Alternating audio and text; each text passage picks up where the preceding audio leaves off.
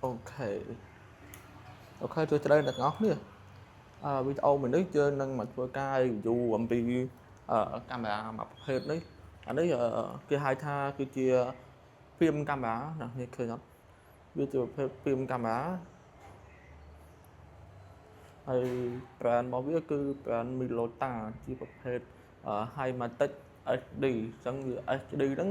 ពាក្យ HD ហ្នឹងគឺអានេះឃើញអត់ហ្នឹងហើយគឺវាមានថ្ងៃខែអញ្ចឹងសម្រាប់ខ្ញុំអានេះវាជាកាមេរ៉ា field ទី1ដែលខ្ញុំមានហើយក្នុងនេះក៏មាន indicator មួយដែរមាន indicator មួយដូចគ្នាហើយ lens របស់វាគឺអឺ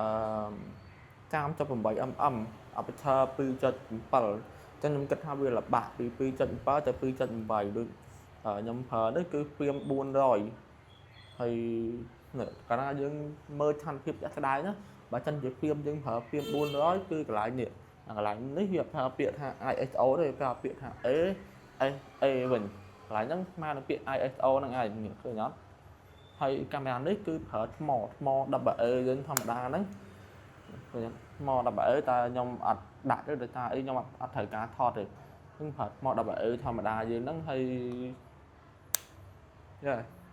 viewfinder វាគឺវាប្រើជាប្រភេទ viewfinder ដែលវាមានអានេះកន្លែងនេះហើយនេះជាមួយអាកន្លែងនេះដែលវាចាប់រូបមកវាច្បាច់ចូលគ្នាឲ្យចំកណ្ដាលពេលដែលយើងឆ្លុះទៅគឺឃើញចំកណ្ដាលមកអូខេដល់ពេលចាំមើលនេះឃើញអត់គឺវាមានអា5ឡាននេះឃើញមានភាគ5ឡានមួយដែលវាប្រើអាកន្លែងនេះកន្លែងជាប់នឹង viewfinder ហ្នឹងគឺវាច្បាច់រូបយើងឲ្យចំកណ្ដាលឲ្យចំកណ្ដាលមិនឲ្យថាដល់ពេលយើងថតទៅវានៅក្នុងប្លង់ហ្នឹងនៅក្នុងអាទុំពណ៌លឿងហ្នឹងគឺវាចូលឲ្យវាចូលប្លង់ហើយមួយទៀតនៅចំហឺនេះគឺវាមានអាពេលដែលយើងនេះឃើញអត់នៅពេលដែលយើង focus យើងអាចមើលទៅវាមានដូចជា